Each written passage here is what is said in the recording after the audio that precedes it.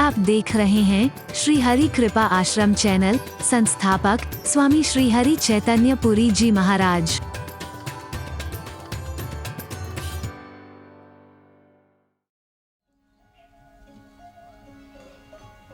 शरीर तो एक दिन जाना है, लेकिन ऐसा जाना जो दुनिया में अमरता प्रदान कर दे, जो राष्ट्र के लिए, समाज के लिए, दूसरों की रक्षा के लिए अपने जीवन तक को देने में नहीं झिझकता, वो कभी मरता नहीं है, वो तो अमर हो जाता है। उससे तो महादेव भी कह दे तो कोई संकोच नहीं है, महादेव है वो।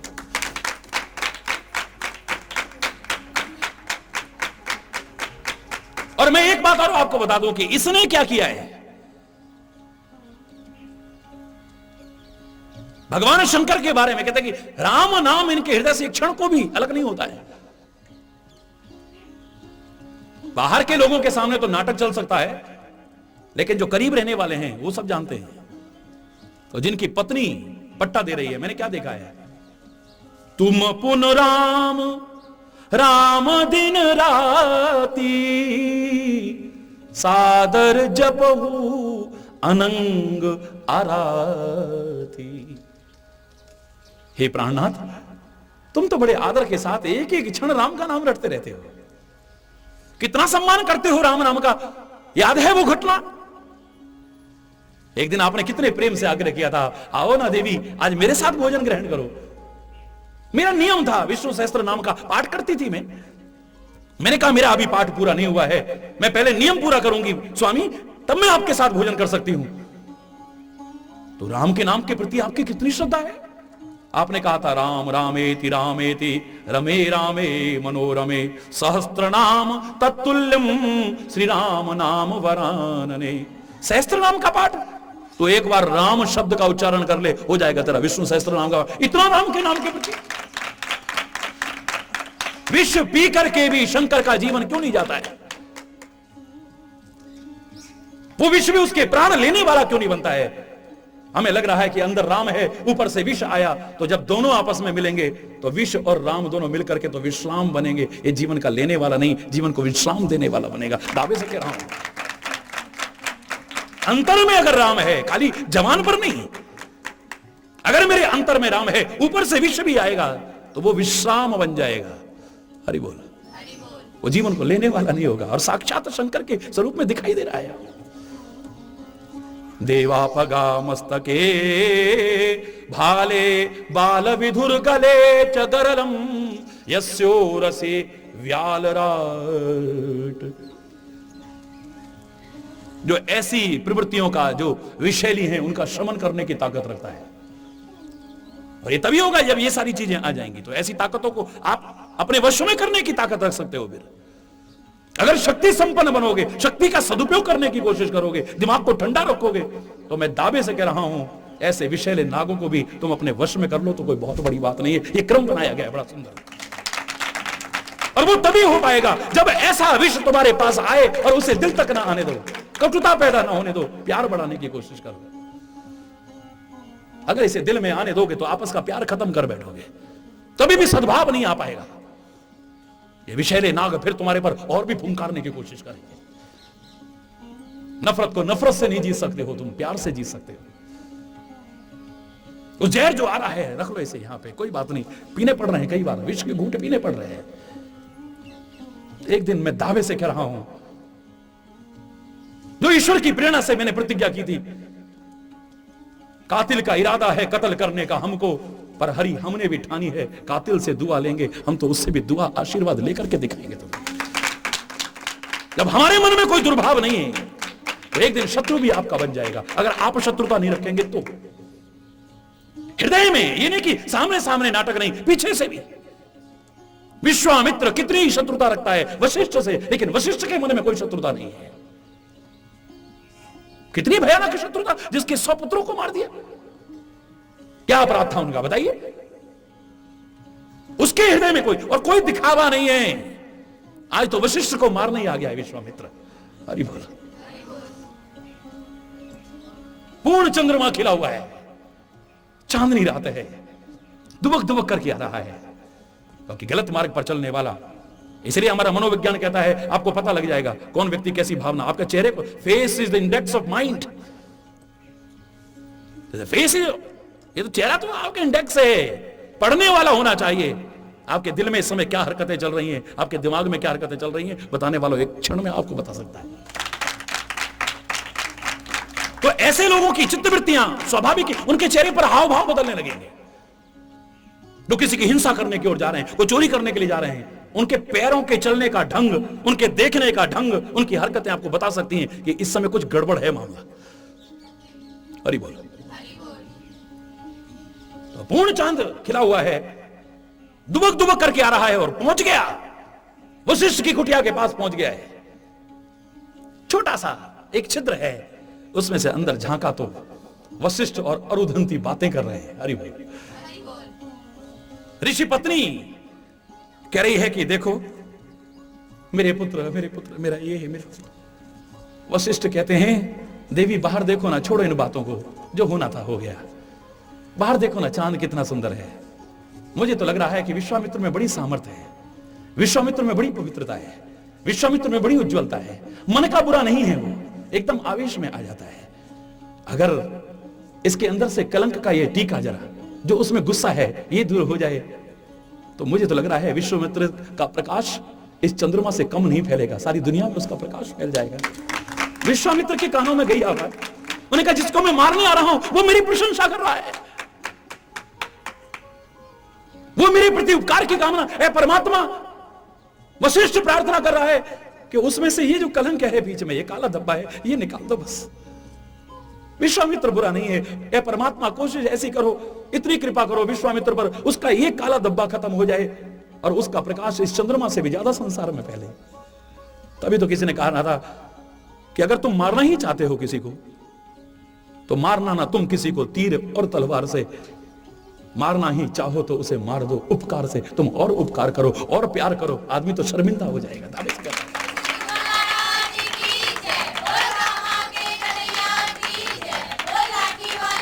और ये तभी हो पाएगा जब उस विष को अपने हृदय में नहीं आने दोगे, इसे गले तक रखोगे। विष का घूंट जो पीना पड़ा है तुम्हें, दिल में मत आने दो, दुर्भाव मत आने देना। तो बाहर फिर वही निकलता है जो दिल में होता है। आप 50 साल तक भी दिल में कोई बात छुपाए रखो, मौके पर उजागर हो जाती है। आज मेरा दिल हल्का हो गया है, जरा आज निकल गया मेरे मुंह से। अरे बोल, ये निकले बिना रहेगा नहीं जब आपके अंदर जहर भरा होगा तो। और मैं दावे से कह रहा हूं, जो विष गंदा लगता है, अगर आप में इतनी सामर्थ्य है, आप इसे दिल तक नहीं जाने दोगे, कटुता मन में पैदा नहीं होने दोगे, दुर्भाव नहीं आने दोगे, इसे गले तक रखोगे, ये विष भी तुम्हारे गले का आभूषण बन जाएगा, सुंदर बन जाएगा। ये दूर से दिखाई देगा कि ये कौन महान विभूति है, जिसने विष को भी अपने अंदर नहीं आने दिया है, कटुता को अपने अंदर नहीं, दुर्भावनाओं को अपने अंदर नहीं आने दिया है। ये क्रम है बड़ा सुंदर। और अगर ऐसा हो गया तो आप साधारण सांप पर होता है, शेष पर भी कंट्रोल कर सकते हो।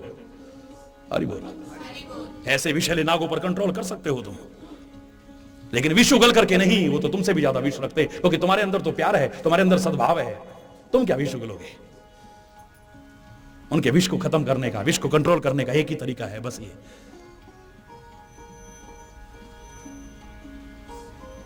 नियंत्रण में रख सकते हैं, उनके विष को खत्म नहीं कर सकते हमें। जिनकी स्थितियां परिपक्व हो चुकी, उनके विष को क्या खत्म करेंगे बताइए? नीम का कड़वापन हम क्या खत्म करेंगे? कितने भी चीनी के उसमें सिंचाई कर लो, कुछ नहीं होने वाला है। गधे को कितना भी चंदन का लेप कर लो, कुछ नहीं होने वाला है।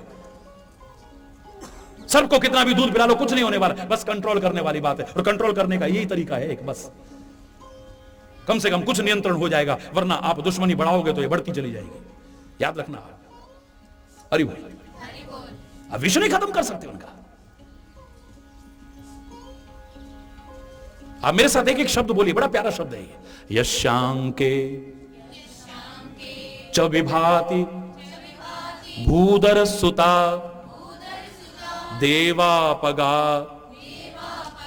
मस्तके भाले बाल विधुर गले च गरलम यस्योरसी व्यालराट यस्योरसी व्यालराट सोयम भूति विभूषणः सुरवरः सर्वाधिपः सर्वदा सर्वः सर्वगतः शिवः शशिनिभः श्रीशंकरः पातु मां पातु मां पातु मां। भगवान शंकर मेरी रक्षा करे। कौन से?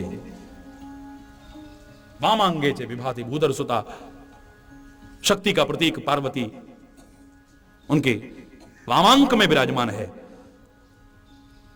देवापका मस्तके, गंगा जी सिर पर विराजमान है। और बताया क्या क्या प्रेरणा दे रही हैं। भाले बाल विदुर गले चगरलम, मस्तक पर दोज का चंद्रमा विराजमान है। गले चगरलम, गले में विश्व विराजमान है। हरि बोल।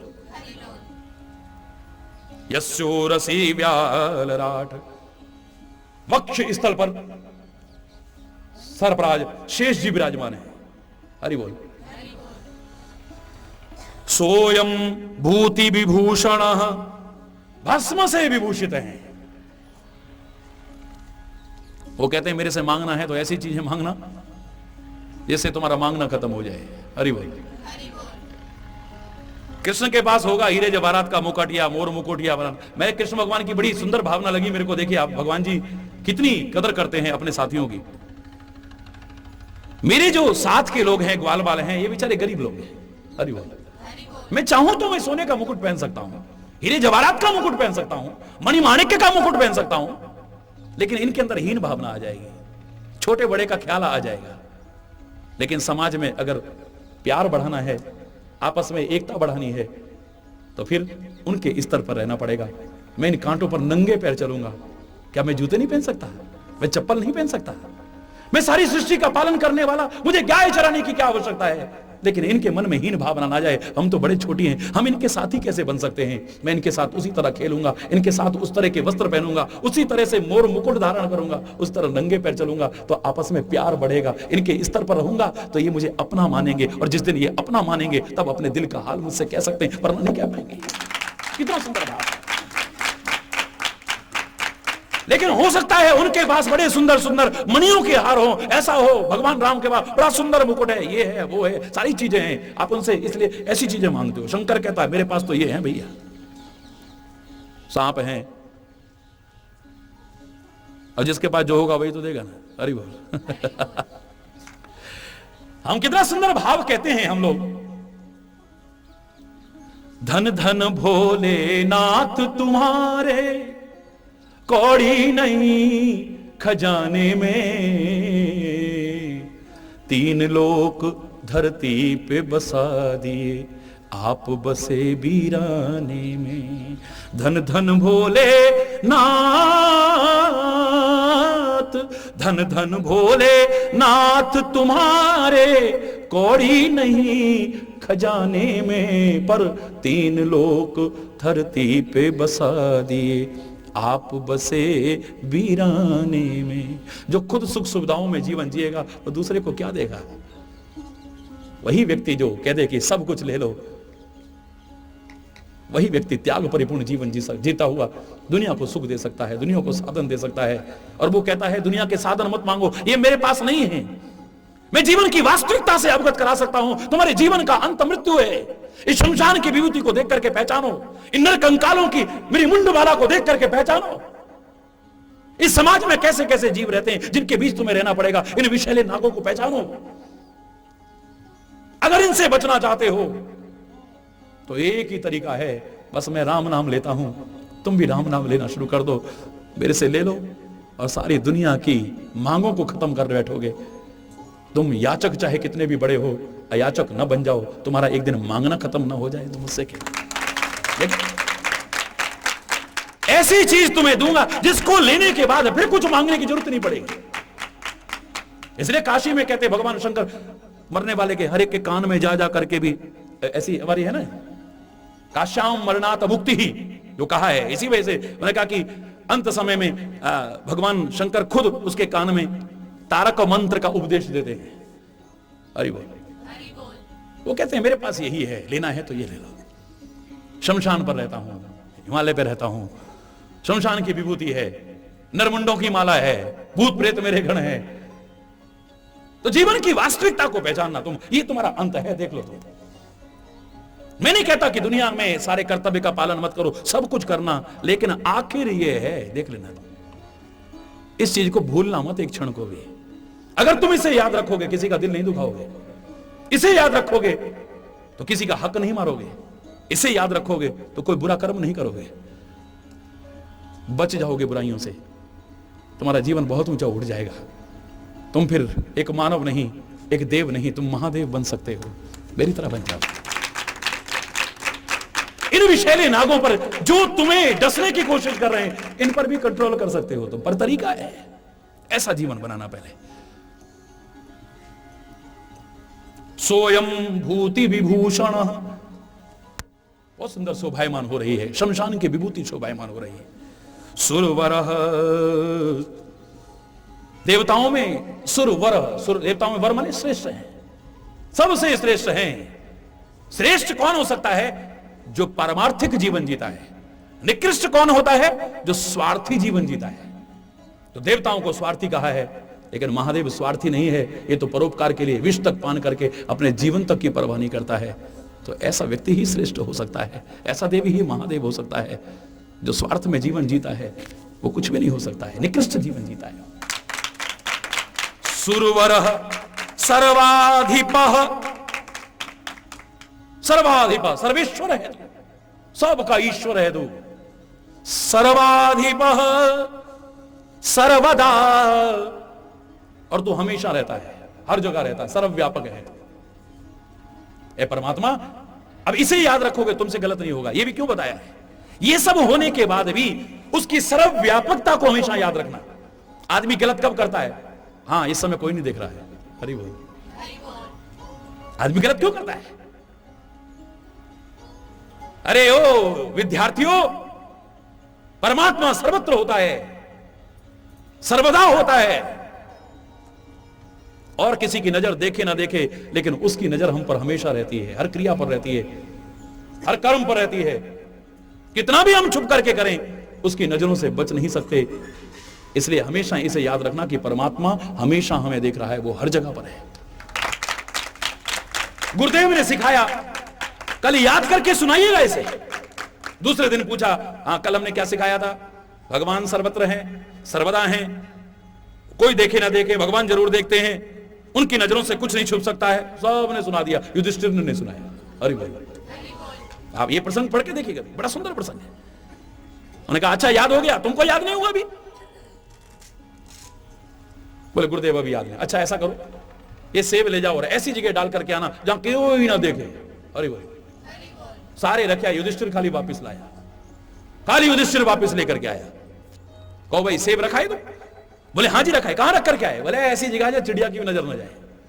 एक बोला चिड़िया तो क्या चींटी भी नहीं देख सकती है, हम तो ऐसी जगह रख करके आए, चींटी तो क्या वहां पर हवा भी नहीं घुस सकती है, हम तो ऐसी जगह रखे, सूर्य की किरणें भी नहीं पहुंच सकती, ऐसी जगह रख करके आए।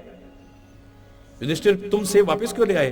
बोले आपने ही तो कहा था स्वामी, हे गुरुदेव, कि और कोई देखे ना देखे पर एक नजर जरूर देखती है, पर आपने कहा था कि ऐसी जगह रख के आना जहां कोई ना देखे। तो मुझे तो दुनिया में ऐसी कोई जगह ही नजर नहीं आई जहां पर किसी की नजर ना पड़ रही हो, इसलिए सेब वापस ले आया हूं। अरे भाई, हम खाली कहते हैं, अगर दृढ़ता से इस बात को हम स्वीकार कर लें कि एक नजर ऐसी है जो हमेशा हमें देखती है, हम कभी गलत क्रिया नहीं करेंगे। हम तभी करते हैं, कोई नहीं देख रहा है यार, इस समय कौन देख रहा है? अरे बोल, ले चल उठा के, कोई नहीं देख रहा है। अरे बोल, सर्वदा है, यत्र तत्र सर्वत्र है, इस भाव को मत भूलिएगा। किस शंकर से कह रहे हो हमारी रक्षा करना, जो तू सर्वत्र व्यापक है। अब इसका पता कैसे चले? जब आप कोई भी गलत क्रिया ना करें। कभी भी आपके मन में आया अरे कोई नहीं देख रहा, कौन देख रहा है हमको? गलत क्या है जिसे करते हुए कहीं तुम्हारे मन में एक शंका है यार कोई देख ना ले, यही गलत है। क्या गलत है? यही गलत है कि जो आपको दूसरे के द्वारा अपने प्रति गलत लग रहा है। इसने गाली दी, बहुत गलत किया इसने हमारे, बहुत गलत। इसका मतलब गाली देना गलत है भाई, यही गलत है, छोड़ दो इसे। उसने 10 लोगों में इंसल्ट कर दी हमारी, मैं अच्छा कहूंगा आपको गलत लग रहा है ये काम, छोड़ देना इसे। अरे हमारी बुराई कर रहा था वहां, आपको बुरा लगा ना, यही गलत है, मत करना इसे। अरे हम उसके यहां गए देखो, लेकिन इतने प्यार से मिला वो, कितना अच्छा लगा आपको, यही अच्छा है, मिलो सबसे प्यार से। अरे बेचारे के सामर्थ्य नहीं थे, फिर भी बेचारे ने चाहे इतना ही ला करके हमारे सामने रखा, बड़ा सत्कार किया हमारा। आपको अच्छा लगा ना, ये अच्छी चीज है, करो ना आप भी। अरे दो लोग इतनी बुराई कर रहे थे, उसने तो मुंह तोड़ जवाब दे दिया। उसने कहा किसी की अगर अच्छा ही नहीं कर सकते तो बुराई काहे को कर रहे हो, तुम्हारा क्या ले गया वो? आपको अच्छी लगी उसकी बात, तभी तो बड़ाई कर रहे हो उसकी। उसने इतनी अच्छी बात कही साहब, कमाल कर दिया। आप भी करो ना ऐसा। अच्छा क्या है, बुरा क्या है, इसके लिए वेदों में भटकने की आवश्यकता नहीं पड़ेगी, शास्त्रों में भटकने की आवश्यकता नहीं पड़ेगी, ग्रंथों में जाने की आवश्यकता नहीं पड़ेगी, इसके लिए सत्संग में भी जाने की आवश्यकता नहीं। आपकी अंतरात्मा बता देगी आपको कि जीवन में क्या अच्छा है, क्या बुरा है। जो दूसरों से तुम्हें अच्छा लग रहा है वही अच्छा है, जो दूसरों से बुरा लग रहा है वही बुरा है। मत करना उसे। मैं अपवाद की बात नहीं कर रहा हूं, बीच में कोई छोटी मोटी वैसी बात आती उसको छोड़ दीजिए, अपवाद छोड़ दीजिए आप। वरना अधिकांशता आपकी अंतरात्मा आपको बता देगी कि क्या अच्छा लग रहा है आपको, क्या बुरा लग रहा है। और बुरे से आप बच सकते हो अगर एक बात आपके दिमाग में आ जाए कि सर्वदा, बोलो, जो सबसे श्रेष्ठ भी है और यत्र तत्र सर्वत्र है। एक जगह भी, एक कण भी ऐसा नहीं है जहां पर परमात्मा विद्यमान नहीं है। तो फिर हम गलत नहीं करेंगे, और कोई देखे ना देखे वो हमें देख रहा है। सर्वः, बोलो, सर्वः, सर्वव्यापक है, सर्वगतः, शशिनिवः, शिवः, कल्याण स्वरूप है वो, शिवः, शशिनिवः, चंद्रमा के समान, बहुत सुंदर वर्ण का है। श्री शंकर पातु माम, वो भगवान शंकर मेरी रक्षा करें। बस इन चीजों को जीवन में ले आना, परमात्मा को सर्वत्र अनुभव करते हुए। कोई ऐसी क्रिया न हो जिससे किसी का दिल दुख जाए, किसी का बुरा हो जाए अपनी तरफ से। अब जबरदस्ती किसी को बुरा, हर एक को संतुष्ट तो नहीं कर पाएंगे आप। भगवान शंकर भी उदय होकर के सर्वत्र एक जागृति पैदा करते हैं, उत्साह पैदा करते हैं, उमंग, उठो भाई उठो, दिन निकल आया, उठो भाई उठो, दिन निकल आया। लेकिन आलसी को अच्छा नहीं लगता है। अभी रात रहती तो कितना अच्छा था, सुबह हो गई है, वेरी गुड।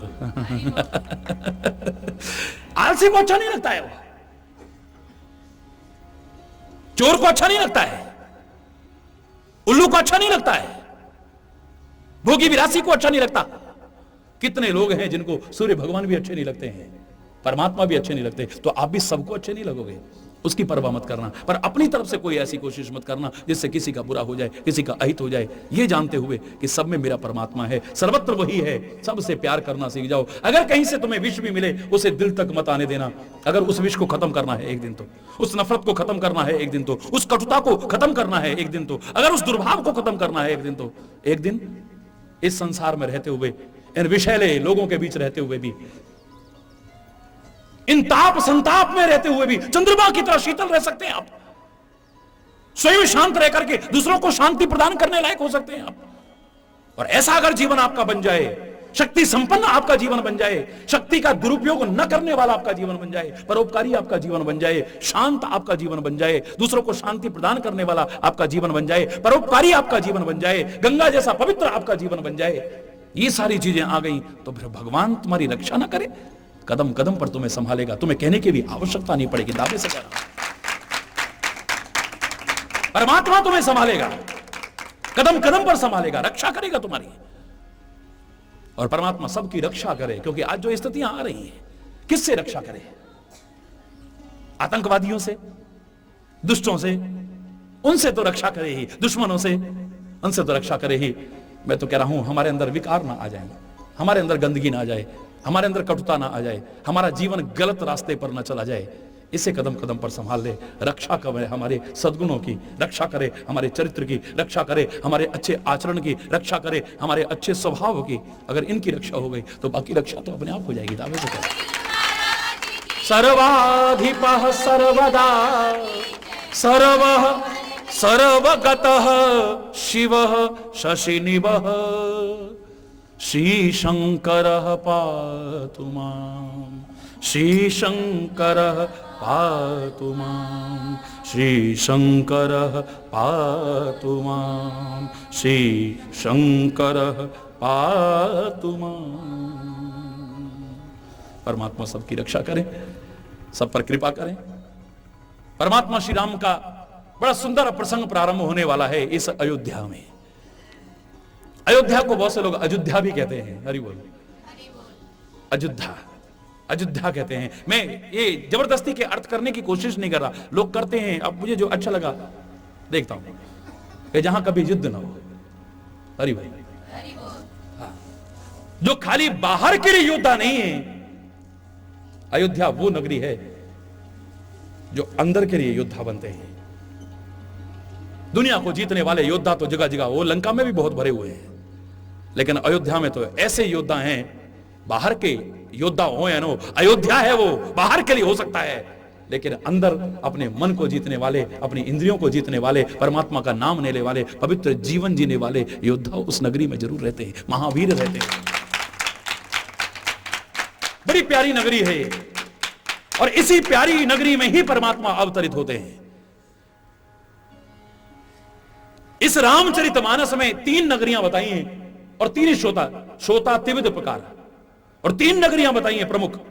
कौन कौन सी? एक अयोध्या, एक जनकपुर और एक लंका। हरि बोल। ये 3 प्रमुख नगर बताए हैं, लंकापुरी, अयोध्यापुरी और जनकपुरी। ये 3 पुरियां बताई हैं। बोलो, बोलिए, ये 3 है ना। और 3 प्रकार के हमारे यहां श्रोता बताए हैं। श्रोता त्रिविध प्रकार, 3 प्रकार के श्रोता तुलसी ने बताए हैं। कौन कौन से बताए हैं? याद है किसी को? विषयी साधक सिद्ध सयाने, विषयी साधक सिद्ध सयाने। विषयी है, साधक हैं और सिद्ध लोग हैं। हरि बोल। अब इन 3 नगरियों में आपको ये 3 प्रकार के लोग मिल जाएंगे। लंका में जहां नजर दौड़ाओगे वहां भोगी, विलासी, विषयी लोग मिलेंगे। हरि बोल। ये विलासियों की नगरी है, ये विषयों में निमग्न रहने वालों की नगरी है। यहां विषयी लोग रहते हैं, जहां रूप को देते ही एकदम आकर्षित हो जाते हैं, शब्द की ओर आकृष्ट होते हैं, अपनी जवान की संतुष्ट करने में मग्न रहते हैं, अपने शरीर को सुख पहुंचाने में मग्न रहते हैं। ये विषयी लोगों की नगरी है। और अयोध्या साधक लोगों की नगरी है। आप पढ़ेंगे कि जब से राम ने वन गमन किया है और जब तक वापिस 14 वर्ष बाद आए हैं, करोड़ों रामायण हैं दुनिया में, लेकिन किसी रामायण में एक प्रसंग कहीं नहीं मिलेगा कि इस अयोध्या नगरी में एक भी व्यक्ति पैदा हुआ हो या एक भी आदमी मरा हो। हरि बोल। न किसी का जन्म का प्रसंग मिलता है, न किसी के मरने का प्रसंग मिलता है। सब साधना रत रहते हैं। राम दरस हित लोग सब करहि जोग जपने। मैं नहीं कह रहा, तुलसी भी कह रहा है। यहां पर साधना परिपूर्ण जीवन जिया जाता है, विषयी जीवन नहीं जिया जाता है। और जहां साधना परिपूर्ण जीवन जिया जाता है, अच्छा जीवन जिया जाता है, तो वहां पर यह सांसारिकता प्रवेश नहीं करती है। तो न किसी का जन्म हुआ है, न किसी की मृत्यु हुई है, क्योंकि भोग विषयों में नहीं है, विलासताओं में नहीं है, तो किसी की संतान भी उत्पन्न नहीं हुई। और सब राम दर्शन के लिए योग कर रहे हैं, साधन कर रहे हैं, नियम कर रहे हैं। बस उनके दर्शन में प्राण अटके हुए हैं, इसलिए एक की भी मृत्यु नहीं हुई है। अयोध्या साधकों की नगरी है, लंका विषयी लोगों की नगरी है, और जनकपुर सिद्ध लोगों की नगरी है, ज्ञानियों की नगरी है। हरि बोल। यहां विदेह रहते हैं जिन्हें अपनी देह की भी सुध बुध नहीं है, जो दुनिया के काम करते हैं उस ब्रह्म में निमग्न रहते हुए। ऐसे ज्ञानियों की तो सिद्ध पुरुष रहते हैं इस नगरी में। हरि बोल। और सिद्धों का ही वहां पर सम्मान है, ज्ञानियों का ही वहां पर सम्मान है। तो 3 प्रकार के लोग हैं। तो याद रखना, अयोध्या में साधक के जीवन में अगर साधना परिपूर्ण हो जाती है तो एक दिन परमात्मा उसके अंतर में प्रविष्ट हो जाते हैं। अयोध्या में राम अवतरित होकर के आते हैं, सिद्धि अवस्था में पहुंच जाते हैं। तो आपकी बुद्धि को धी भी कहते हैं और धी को बेटी भी कहते हैं। तुम्हारी बेटी सीता से विवाह भी कर लेते हैं, अर्थात तुम्हारी बुद्धि को वर्ण कर लेते हैं। और परमात्मा जिसकी बुद्धि को वर्ण कर ले वो कभी भी भ्रष्ट नहीं हो सकती। तो उस नगरी में उस हृदय में राम प्रविष्ट न हो, ऐसा हो ही नहीं सकता है। तो ऐसी नगरी में राम का अवतार जरूर होता है। अपने हृदय को अयोध्या नगरी बनाना, हरि बोल। अपनी बुद्धि को सीता बना लेना, इसे उच्च श्रेणी की बनाना, इसे ज्ञान परिपूर्ण बनाना। तो ज्ञानियों की नगरी जहां सीता है, वहां पर राम आकर के इसके साथ विवाह जरूर करेंगे, तुम्हारी बुद्धि से अवश्य वर्ण करेंगे, तुम्हारी बुद्धि कभी भी गलत रास्ते पर नहीं जाएगी, दावे से कह रहा हूं। हमारे भारत में नीचे की ओर जाकर के, बहुत नीचे की ओर जाकर के लंका नगरी आती है, हरि बोल। तो नीचे विषयों का आकर्षण शुरू होता है, हरि बोल। बस इन पर नियंत्रण रखना, वरना लाख कोशिश करके भी तुम्हारी नगरी में राम प्रवेश नहीं करेंगे। चाहे दुनिया में आ चुके हैं, परमात्मा सर्वत्र है, लेकिन तुम्हारे अंतर में होते हुए भी तुम्हें उसकी अनुभूति नहीं होगी। कितने अनुरोध करने पर भी, रावण के वध होने के बाद भी लंका जैसी नगरी में राम के चरण नहीं पड़े हैं, हरि बोल। पास में आते हुए भी, राम के करीब आते हुए भी ऐसी नगरी परमात्मा के चरणों का लाभ पाने से वंचित रह जाएगी।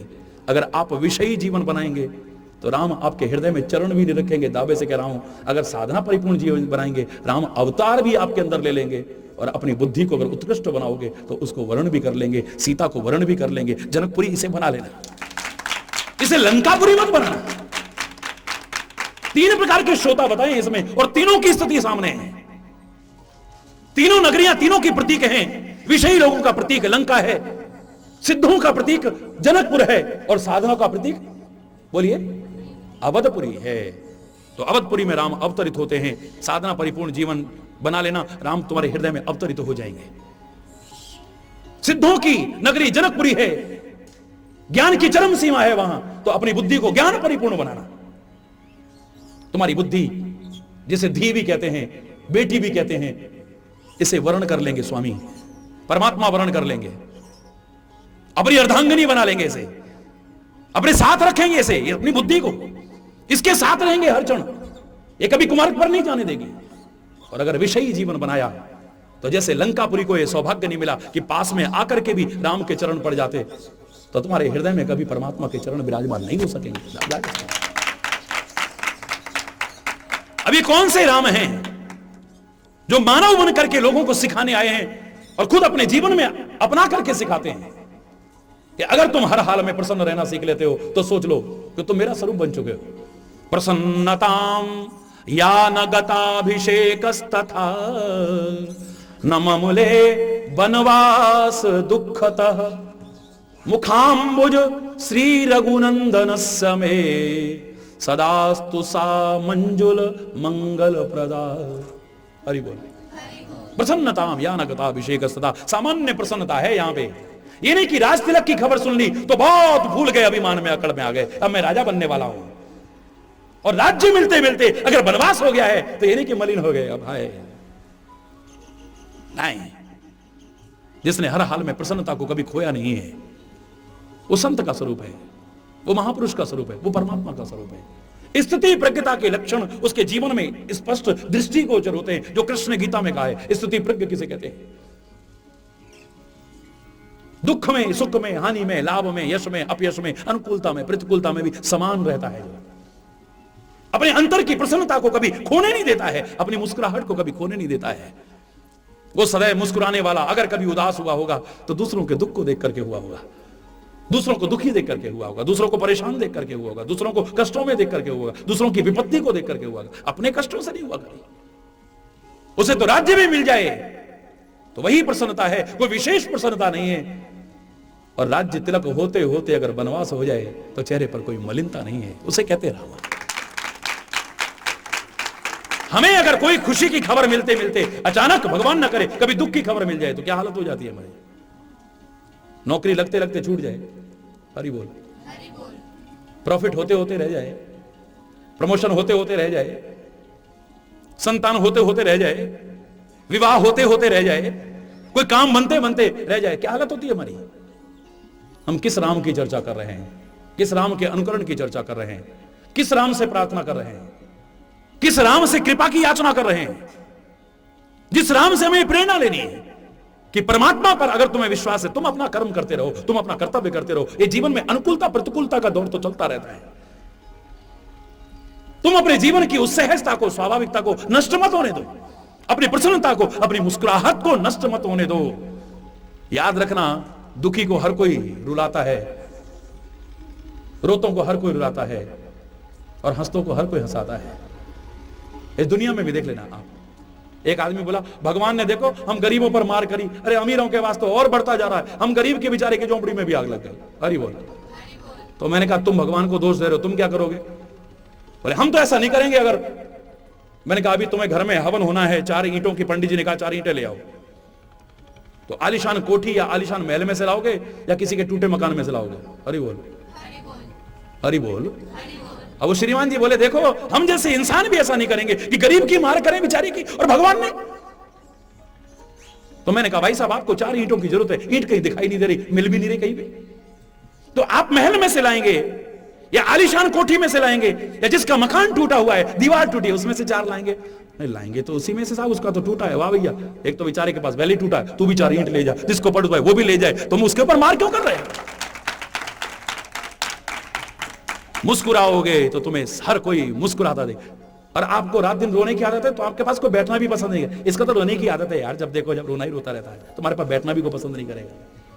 अरे बोल, गलत नहीं कह रहा हूं मैं। हाँ, संत अपना सकते हैं, गुरु अपना सकते हैं, परमात्मा अपना सकते हैं, तुम रोतों को हंसा सकते हैं, दावे से कह रहा हूं मैं।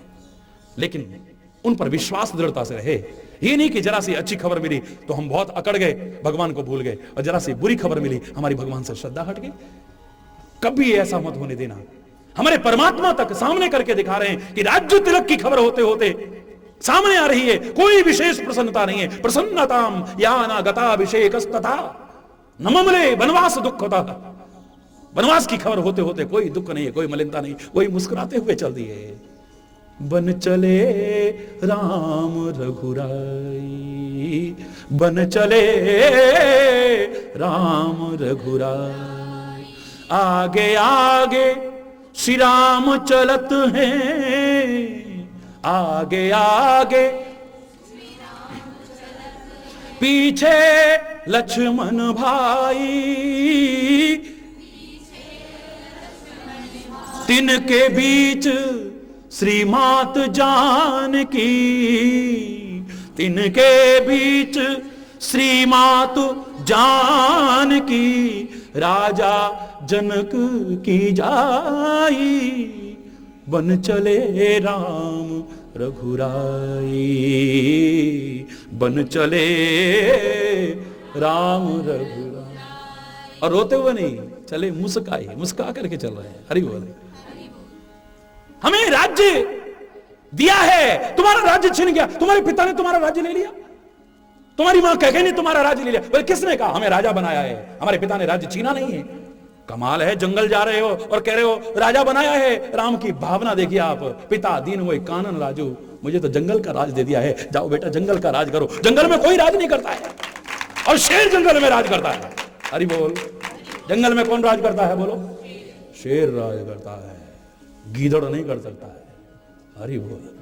यहां तो सेना भी बहुत है तो कोई भी राज्य कर लेगा, इस सिंहासन को कोई भी संभाल लेगा। मेरे पिता कहते हैं इस जंगल में कितने हिंसक जीव हैं, इस जंगल में कितने राक्षस हैं, इस जंगल में कितने लुटेरे हैं, इस जंगल में भी जो ऋषि मुनि रहते हैं, अरे उनकी रक्षा करो। जाओ मैं तुम्हें जंगल का राजा बना देता हूं। मेरे पिता ने मेरा राज्य लिया नहीं, मुझे तो राज्य दिया है। मैं नहीं कह रहा हूं, रामायण कह रही है। इसके चेहरे पर राज तिलक की खबर सुन के कोई विशेष प्रसन्नता नहीं, और प्रसन्न राज तिलक होते होते वनवास हो गया, कोई दुख नहीं है। ऐसे हैं परमात्मा, ऐसे बनने की प्रेरणा दे रहे हैं। बोलो परमात्मा। अगर तुम ऐसे बन जाओ, परमात्मा तुम्हें वो प्रसन्नता देगा, वो खुशियां देगा। तुम्हारा दामन छोटा पड़ जाएगा, लेकिन खुशियां तुम्हारे पास कम नहीं है।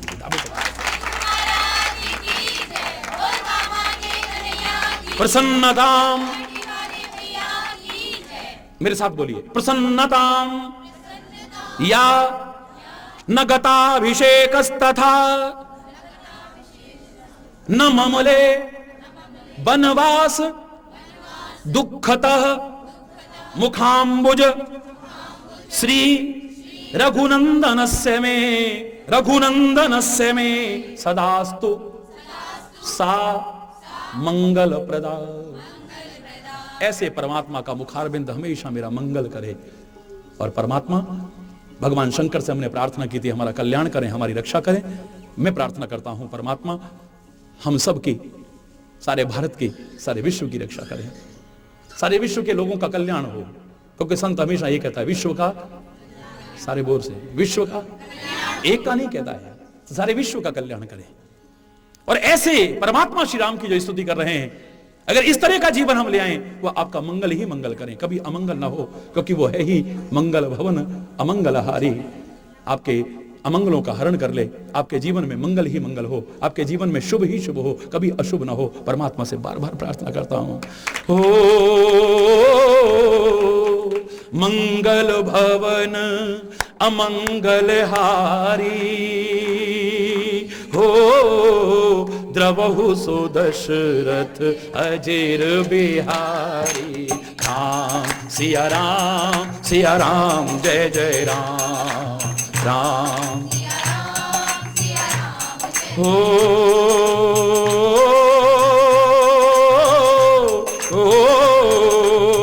मंगल भव मंगल हारी, हो द्रवौ सो दशरथ अजेर बिहारी।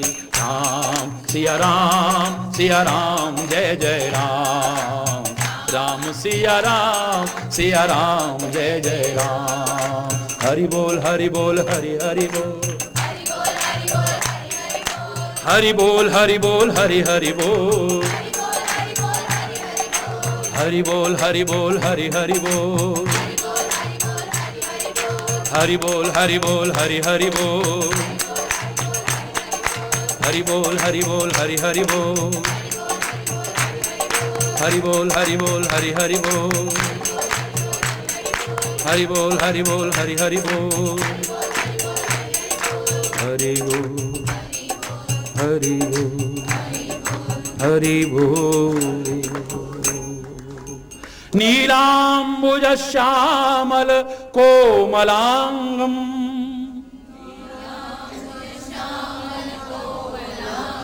सीता समारोपित वामभागम,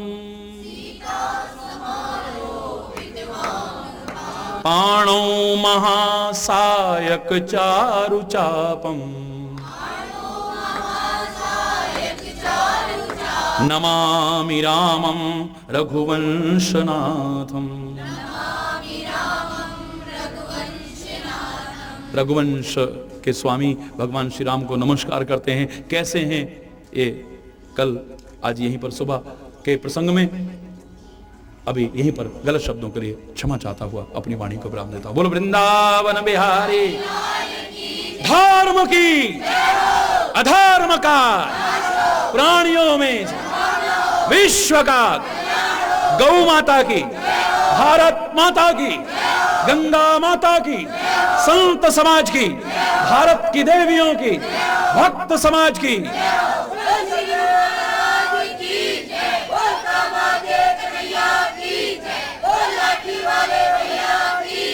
बोलो वृंदावन बिहारी लाल की जय। जय जय श्री राधे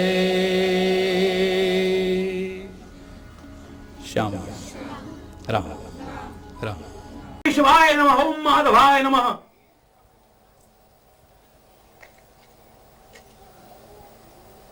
तीन बार आचमन करा, सारे सागर को पी गया। एक गड्ढे से पैदा हुआ गट जोनी अगस्त ऋषि, 1 अगस्त ने सारे सागर को सुखा दिया, सारे को पी गया। अंग्रेजों को पता लग गया 15 अगस्त आगे पता नहीं क्या होने वाला। भाग्य बेचारे। अरे ये खाली एक मजाक की बात नहीं, देखिए, लेकिन ये सारे के सारे सत्संग की महिमा को जानते हैं। संघ के प्रभाव को इन्होंने अनुभव किया है कि संघ के प्रभाव से व्यक्ति कितना ऊंचा उठ सकता है और कुसंग से कितना नीचे गिर सकता है। अपने को कलंक का भागीदार बना सकता है, अपने परिवार को बना सकता है, अपने कुल को बना सकता है, और अपने नाम का यश फैला सकता है, अपने कुल का, अपने परिवार का यश फैला सकता है। पर सबके पीछे संग नजर आएगा। हरि बोल, हरि बोल, जोर से बोलो, हरि बोल। तीसरी शिक्षा है, ये भी याद रखिएगा, कभी भी कुसंग करने की कोशिश मत करना। को न कुसंगति पाए न साई, को न कुसंगति पाए न साई,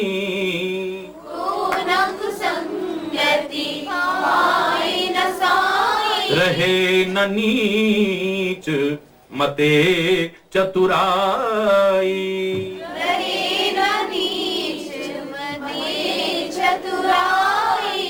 के ही न सुसंग बड़प्पन पावा,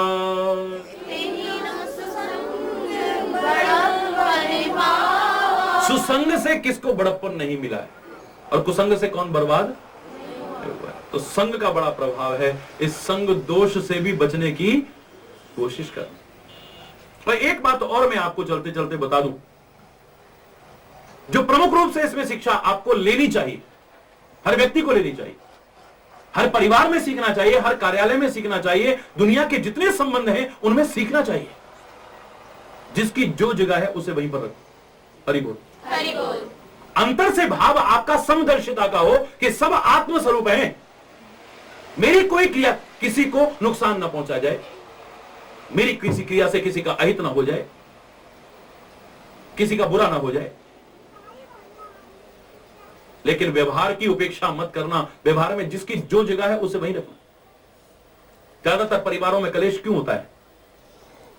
क्या करे जी, जब से हमारे बेटे की शादी हुई तो ये तो बहू का ही हो गया, अब तो हमें तो पूछता ही नहीं। हरि बोल, हरि बोल।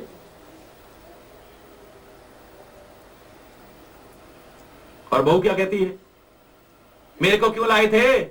24 घंटे अगर मां बाप के पहलुओं में बंधे रहना है तो होता है कि नहीं? ऐसा बोलो है, क्योंकि मां बाप को तुमने मां बाप की जगह नहीं रखा है, पत्नी को पत्नी की जगह नहीं रखा है।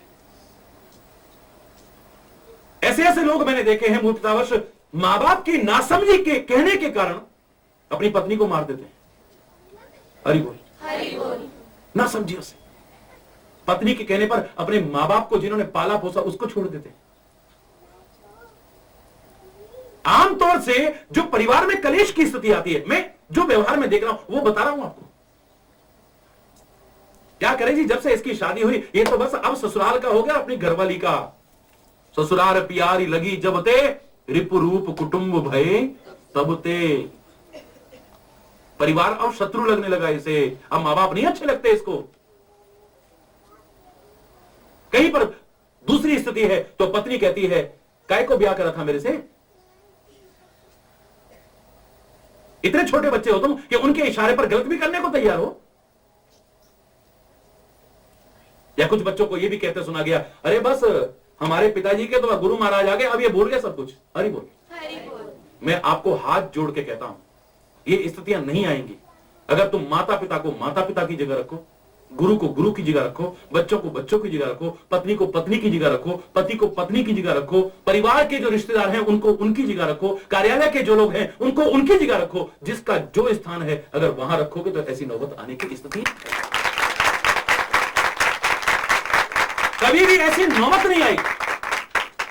एक दासी को गोदी में बिठाने का तात्पर्य सोच लो आप क्या हो सकता है जो मंत्रा और कैकेयी के साथ गुजरा है। इसका तात्पर्य यह मत सोचना कि मैं आपसे कह रहा हूं कि आप नौकर को नौकर समझो, दासी को दासी समझो। नहीं नहीं, मैं हर किसी कम से कम ऐसा नहीं कह सकता हूं। किसी को छोटा समझो नीच समझो, कम से कम हरिचंद्र नहीं कह सकता है।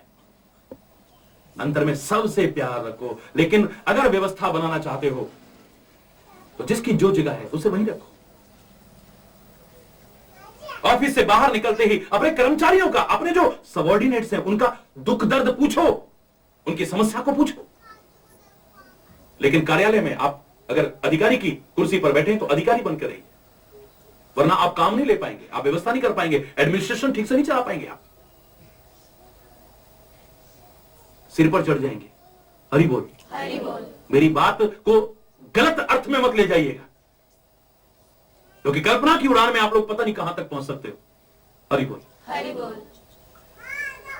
लेकिन इसका गहराई से अगर आप विचार करेंगे, आपको भी यह बात नजर आएगी कि जिसकी जो जगह है उसे वहीं रखिए, वरना सारी व्यवस्था भंग हो जाएगी।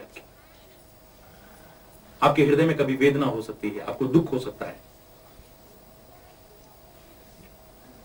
जिसकी जो जगह है वहीं पे कार्य हो जाए। उसके बाद में आप सबसे प्यार करो, हृदय में किसी का बुरा कभी भी मत सोचो। कार्यालय में अगर कैशियर है, 1 रुपया भी अगर हिसाब में कम पड़ रहा है, जब तक वो पूरा ना हो जाए तब तक उठ नहीं सकते यहां से। बाहर चल करके अगर तेरे को 100 रुपए भी चाहिए, 1000 भी चाहिए, तो मेरे से ले ले। लेकिन कार्यालय का काम कार्यालय में होना चाहिए। व्यवस्था बनाने के लिए ये नहीं कि मैं अधिकारी हूं तो पूरी छूट दे दी है, आप चाहे 11 बजे आ रहे हैं तो कोई बात नहीं है। नहीं, बेटा भी अगर ऑफिस में काम कर रहा है और नीचे कर रहा है तो उसे वही रखिए आप। हरि बोल, हरि बोल। व्यवस्था सारी भंग हो जाएगी। एक राजा ने सोचा कि मैं सबको एक सार बना देता हूं, एक जैसा बना देता हूं, सबके भवन एक जैसे, सबका रहन सहन एक जैसा, सबकी वेशभूषा एक जैसी, सबके पास धन भी बराबर बराबर। हो गया, कर दिया उसने। अब राजा के ही महल की दीवार टूटी।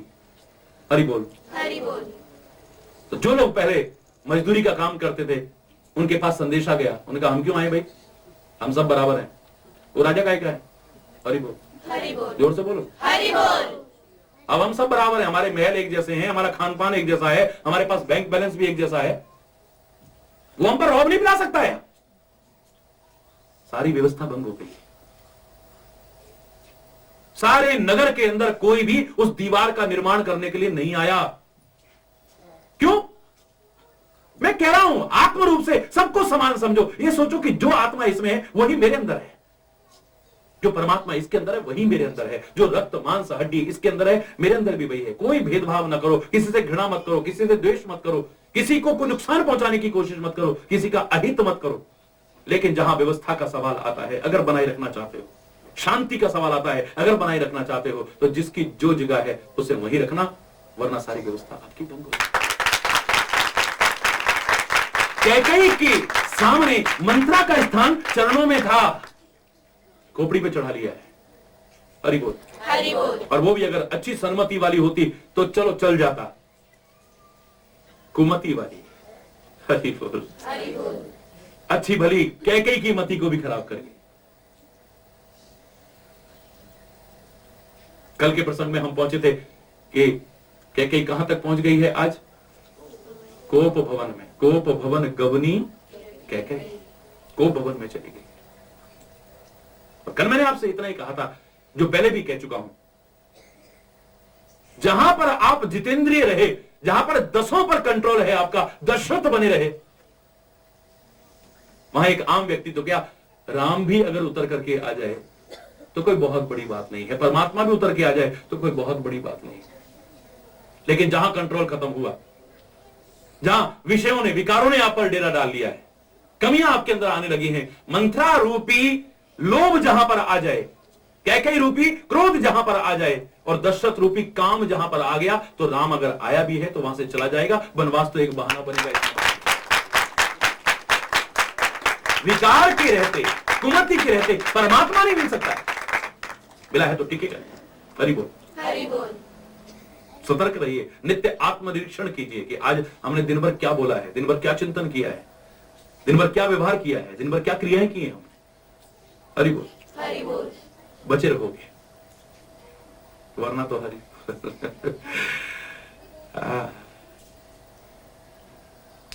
कुमति अगर पैदा हो गई तो पता नहीं क्या होने वाला है। तो विपत्ति का बीज वहीं पर आता है जहां पर कुमति होती है। जहां कुमति तहां विपत्ति विधाना।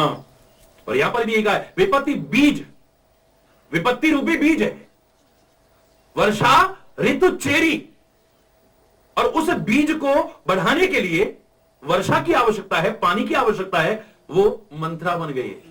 हरि बोल, हरि बोल। विपत्ति को बढ़ाने के लिए चेरी वर्षा बन गई है,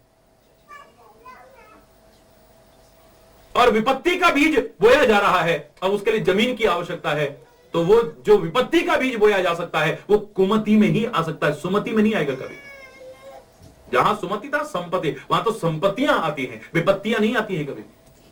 बुरी मतियां आते ही आपकी सब संपदाएं, चाहे दैवीय संपदाएं हो या लौकिक संपदाएं, सब नष्ट होने लगती हैं। विपत्ति बीज, बोलो, वर्षा ऋतु चेरी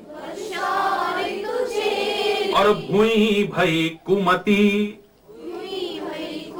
कैकई केरी। कैकई की जो कुमति पैदा हो गई है वो एक सुंदर भूमि बन गई। अब उसमें विपत्ति का बीज बोया गया, वर्षा भी बड़ी अच्छी पड़ गई है और पाए कपट जल अंकुर जामा, और वो मंथरा रूपी जो कपट का जल वर्षा है, उस कपट के जल से वो अंकुरित हो गया है बीज।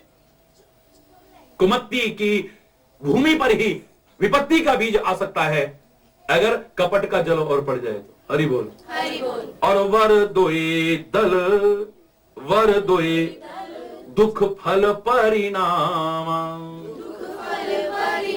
और उसकी जो दो पत्ते निकले हैं अंकुरित होकर के, वो जो दो वरदान मिले।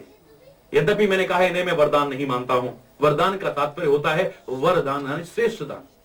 ये निकृष्ट मांगा गया है, श्रेष्ठ नहीं मांगा गया है। वचन है ये, जो थाती थे, धरोहर थे, आज मांग लिए गए हैं, वचन है ये, वरदान नहीं है। लेकिन आप इसे वरदान मानते हो, चलो कह लीजिए, हरि बोल। तो ये जो दो वचन रूपी या वरदान आप कहते हो, वरदान रूपी दो पत्ते उसमें आ गए और इसका जो फल लगेगा अभी नहीं पता चल रहा, क्योंकि बीज बोते समय हमें पता नहीं चलता है, जब वो उदय होता है, बड़ा होता है, तब पता चलता है। प्रारंभ में तो कांटों के पेड़ भी आप देखेंगे, उनमें कांटे नहीं होते, बहुत कोंपलें होती है, छोटी छोटी छोटी छोटी कोंपलें होती है, लेकिन बाद में जाकर के उसमें कांटे आते हैं। हरि बोल, हरि बोल। कर्मों का बीज बोते समय पता नहीं चलता है, जब उसका फल भोगना पड़ता है तब पता चलता है। और कुमति रूपी भूमि पर विपत्ति का बीज अगर कपट रूपी जल डाल करके पैदा करने की कोशिश की जाए और उसमें दो इस तरह के पत्ते फूट आए, इसमें जो फल लगेगा बाद में वो सुखदायी नहीं होगा, दुखदायी होगा। कुमति के कारण आप कपट वाले लोगों का साथ करके, उनका जल पा करके, उनके मति का इस्तेमाल करके आपने जो अंकुर पैदा किए हैं, याद रख लेना वो विपत्तियां ही पैदा करेंगे, बदले में दुख ही देंगे, आपको कभी भी सुख का अधिकारी नहीं बनाएंगे। इसलिए बचने की कोशिश करें,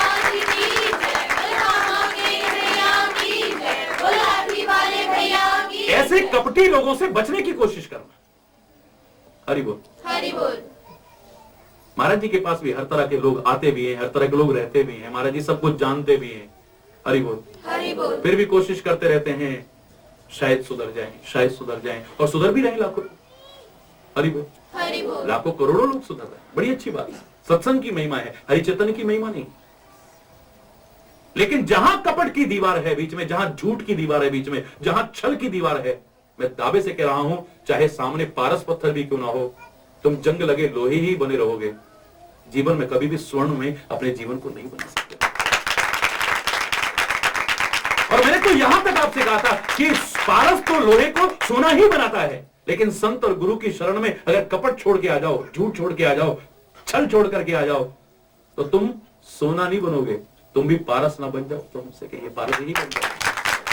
तुम औरों को भी सोना बनाने लायक बन सकते हो, अपना जीवन अच्छा बना करके औरों का जीवन अच्छा बनाने लायक बन सकते हो आप, लेकिन ये कपट बीच में आ जाता है। हरि बोल, हरि बोल। लोहे की डिब्बी में पारस रखा हुआ है, ये एक मजाक हो सकता है, एक गप हो सकती है। हरि बोल, हरि बोल। जोर से बोलो ना, हरि बोल। लोहे की डिब्बी में पारस, अरे लोहे की डिब्बी कैसे लोहे की रह सकती है अगर उसमें पारस रखा है तो। लेकिन लोहे की डिब्बी के अंदर जो पारस रखा है वो कागज में लिपटा हुआ पड़ा है। अगर कागज बीच में से हटा दिया जाए, एक हल्की सी भी जो दीवार आ रही है हटा दी जाए, लोहे की डिब्बी नहीं रहेगी, छूते ही सोना बन जाएगी। पर तू रात दिन साथ रह रहा है, पर तू लोहा का लोहा ही रह गया, अभी तक स्वर्ण बनने की कोशिश नहीं, क्योंकि तेरे बीच में दीवार आ गई, कपट की दीवार आ गई है। इसलिए अभी बीज बोते समय पता नहीं चल रहा है, जब उसका फल भोगना पड़ता है उस समय पता चलता है। विपत्ति का बीज अपने लिए जीव खुद बोता है। कालिदास के पूर्व जीवन की तरह अपने पैरों पर खुद कुल्हाड़ी मारने की कोशिश करता है। ये जिस डाली पर बैठा है उसी को काटने की कोशिश करता है। एक बार मौका हाथ से निकल जाए बार बार नहीं मिलता है, याद रखना। जैसे पका हुआ फल एक बार डाली से गिर जाए, अभी तक कोई वैज्ञानिक ऐसा नहीं बना कि उस डाली पर वापस उसे लगा। फिर तो एक लंबा चक्र है, फिर से वो बीज निकलेगा, फिर उसे बोओगे, फिर वो अंकुरित होगा। कितने अंकुरित बीजों में से कोई जाकर के बचेगा, किसी को भैंस खा जाएगी, कोई पैर के नीचे दब जाएगा, कोई वैसे सूख जाएगा, कोई जाकर के अंकुरित होगा। अंकुरित में से कोई बचेगा, वो पौधा बनेगा। कितने पौधों में से कोई जाकर के वृक्ष बनेगा, और कितने वृक्षों में से किसी में जाकर के फल लगेगा। एक लंबा चक्र पड़ गया। पाको फल जो भूई गिरे बहुर न लागे डाल, द्वारा डाली पर नहीं लगता है। एक बार अगर गिर गए तुम तो द्वारा फिर उठना इतना सरल नहीं है। ईश्वर की कृपा हो जाए, कोई संत गुरु मिल जाए, महापुरुष मिल जाए, वो तुम्हें चाहे उठा दे, वरना अब तुम्हारी सामर्थ्य नहीं कि तुम उठने की कोशिश कर सको। सतर्क होकर जरा सी गलती तुम्हारे जीवन को कितना गिरा सकती तुम सोच नहीं सकते हो।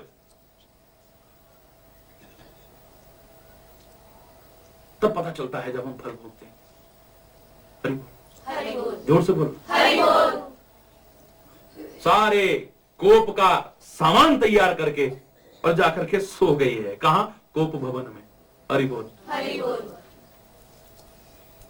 अब देखिए, मैंने 5 चीजें एक बार कही थी, याद होगा आपको। मति, बोलो। कीरति, गति, भूति, भलाई। ये 5 चीजें ऐसी हैं, ये अच्छे संग से हमें मिलती हैं, और बुरा संग यदि कर लें तो सारी नष्ट हो जाती है। अच्छा संग करके मति हमारी सुमति बनती है, और यही बुरा संग कर लें तो मति नष्ट हो जाएगी, कुमति पैदा हो जाएगी। अच्छा संग करके हमारी मति अच्छी बनेगी, हम अच्छे कर्म करने लगेंगे, हमारा यश फैलेगा चारों ओर। हरि बोल। और बुरा संग करके मति बुरी हो जाएगी, गलत कर्म करने लगेंगे, क्या होगा फिर? अपयश फैलेगा। हरि बोल। अब कीर्ति होगी, कीर्ति नहीं हो सकती। मति, कीरति और गति, ये गति भी संग पर निर्भर है। आप सदगति चाहते हैं तो अच्छा संग करना। अच्छा संग करके आपकी मति अच्छी बनी, आप अच्छे कर्म करने लगे तो आपकी गति अच्छी होगी, यहां भी अच्छी होगी और वहां भी अच्छी होगी। और गलत संग कर लिया, गलत कर्म करने लगोगे मति खराब करके, तो यहां भी दुर्गति हो सकती है और वहां भी तुम्हारी दुर्गति होगी, कभी सदगति होने वाली नहीं। मति, कीर्ति, गति और भूति। भूति माने ऐश्वर्य, सुख, संपदा, ये भी अच्छा संग पाकर के मिलती है। अच्छा संग किया, मति अच्छी बनी, अच्छे कर्म करने लगे, तो जो हमारे पास है वो टिका रहेगा, या सदुपयोग करेंगे उसका, दुरुपयोग नहीं करेंगे, और आगे भी हम बढ़ सकते हैं और भी सुख संपत्तियां अर्जित कर सकते हैं। और मति अगर खराब हो गई, गलत संग करने के कारण गलत कर्म करने लगेंगे, गंदी आते लग गई, तो जो हमारे पास था वो भी नष्ट कर बैठेंगे, और जो पा सकते थे उसे भी खो बैठेंगे। पाई हुई भी और जो पा सकते थे उसको भी नष्ट कर बैठेंगे, हमारे हाथ में बचने वाली नहीं है। याद रखो, मति, कीर्ति, गति, भूति और भलाई। जीवन की भलाई भी आपको अच्छे संग से मिलेगी। आपके जीवन की भलाई है, उसमें अच्छा संग करिए। और बुरा संग करेंगे तो आपके जीवन में भलाई नहीं, आपके जीवन की बुराई होगी। जीवन की भलाई भी अच्छा संग करने में है, और लोगों से भलाई भी मिलेगी, तो अच्छा संग कर। हरि बोल। बुरा संग करके आप जान भी दे देना ना, ये आपको भलाई नहीं देंगे। वरना आप लोग, मैंने कहा था, रोते हुए ना मिलते, महाराज हमको जिसका भला करते ना वही हमारी टांग कर। हरि बोल।